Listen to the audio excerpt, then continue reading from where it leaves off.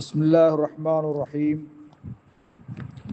الحمد لله وحده والصلاة والسلام على رسول الله صلى الله عليه وعلى آله وصحبه وسلم تسليما كثيرا أما بعد கண்ணியத்துக்குரிய சகோதரர்களே, எல்லாம் வல்ல அல்லாஹு ஜல்ல ஷானுஹு வ தஆலாவுக்கு புகழ் அனைத்தும் அவனை போற்றியவனாக புகழ்ந்தவனாக நபிகளார் மீது ஸலவாத்தும் ஸலாமும் கூறி இன்றைய பாடத்தை நான் ஆரம்பம் செய்கின்றேன். இன்றைய பாடத்தலைப்பாக பயான் ஹுக்முல் ஹரக்கத்தி ஃபிஸ் ஸலா, தொழுகையிலே அசைவது அதன் சட்டம் என்ன என்பதை தெளிவுபடுத்துதல். பயான் ஹுக்முல் ஹரக்கத்தி ஃபிஸ் ஸலா, தொழுது கொண்டிருக்கின்ற ஒருவன் தொழுகையிலே அசைவு செய்வதுடைய சட்டம் என்ன என்பதை தெளிவுபடுத்துதல். கணியத்துக்குரிய சகோதரர்களே, தொழுகையிலே அசைவென்பது அடிப்படையிலே அது வெறுக்கத்தக்கதொரு செயலாக இருக்கும். இல்லாலி ஹாஜத்தின், தேவை இருந்தாலே தவிர. தேவை இருந்தால் அசைவதிலே தவறு கிடையாது. அது பல பிரிவுகளாக பிரிந்திருக்கின்றது. முதலாவது அல் ஹரக்கத்துல் வாஜிபா, அவசியமாக கட்டாயமாக அசைதல். அது தொழுகை சிகத்தாகுவது அதன் மீது தரிபட்டிருக்கும். தொழுகையை சிகத்தாவதற்காக வேண்டி அசைதல். உதாரணமாக, ஒரு மனிதன் அணிந்திருக்கின்ற ஒத்துரா தலப்பாகையிலேயோ அல்லது பாதரட்சையிலேயோ அல்லது ஆடையிலேயோ அசுத்தம் இருப்பதை பார்த்தால் உடனடியாக அதை நீக்குவதற்காக வேண்டி அசைவது அவன் மீது கடமையாகும். அந்த அணிந்திருக்கின்ற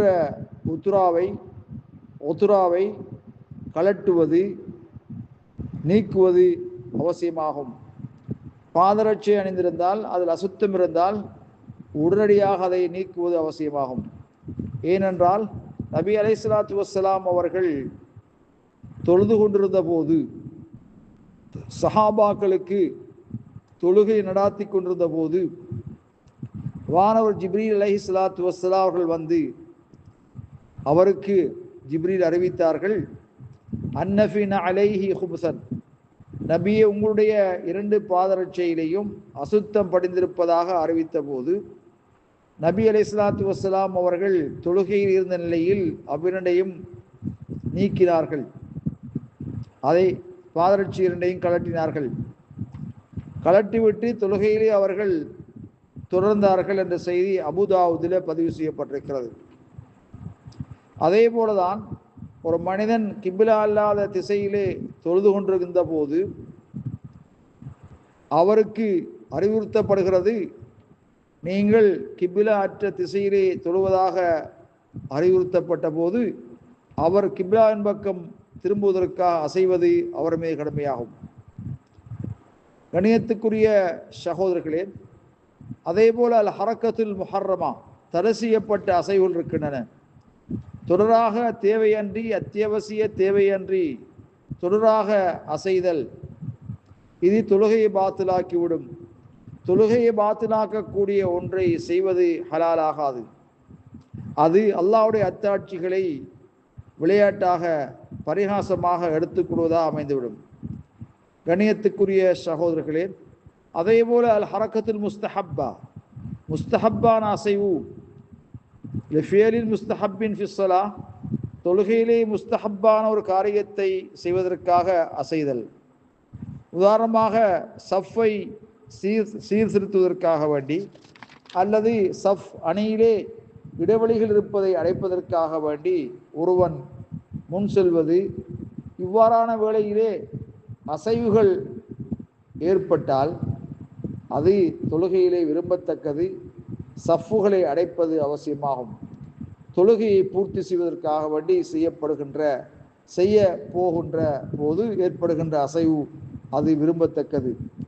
உதாரணமாக, நபி அலைஹிஸ்ஸலாத்து வஸ்ஸலாம் அவர்கள் இப்னு அப்பாஸ் ரலியல்லாஹு தஆலா அவர்கள் நபிகளாரோடு ஒரு இரவு தொழுதார்கள்.